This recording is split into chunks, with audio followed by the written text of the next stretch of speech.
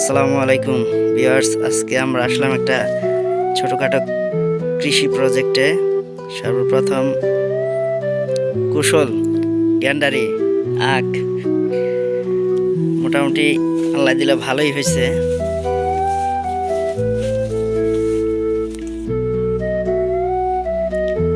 অনেক চমৎকার হয়েছে গ্যান্ডারিগুলা।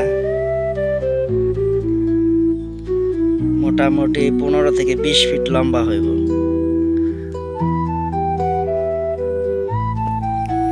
হ্যাঁ, এইখানে দেখতে পারতেছেন এই প্রজেক্টের ওনার এবং কৃষক সে নিজেই।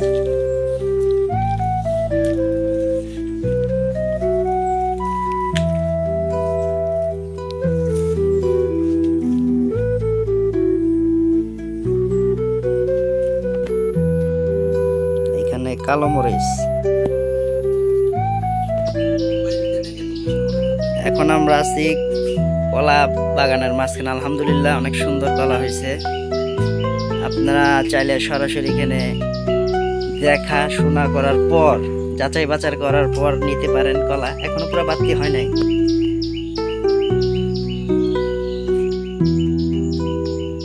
যেটা মাত্র থোর আসতেছে গাছের ছড়িয়ে আসার আগ মুহূর্তে। এখানে আছে হাজারি কাঁঠাল গাছ, সাথে আছে মুরগির খামার। আপনারা এসে নিজ হাতে পছন্দ করে নিতে পারেন। সাথে আছে কাগজি লেবু, অরিজিনাল দেশি কাগজি লেবু। পাশেই আছে গাইচ্ছা আলু, অনেকে পেস্তা আলু নামে চিনে। দেশি হলুদ, সাথে রয়েছে মেহেন্দি গাছ। যার লাগবে সে আবার আইসেন না। কিন্তু রয়েছে রকমারি ফুল গাছ। বাত্তি জালি কুমড়া মুরব্বা বানানোর জন্য প্রস্তুত।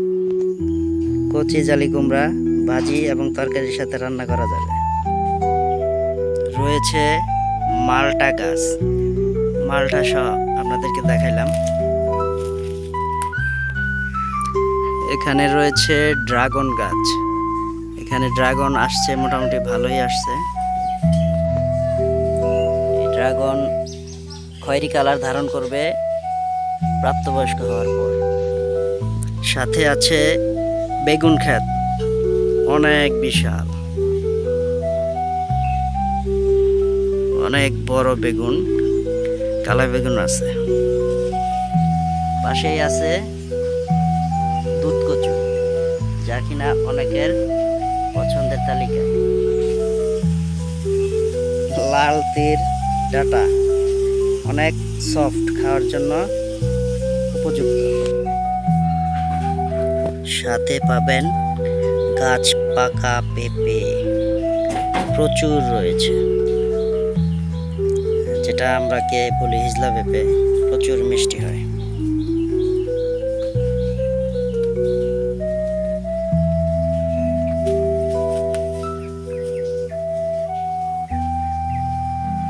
তো পাশে থাকার জন্য সকলকে ধন্যবাদ।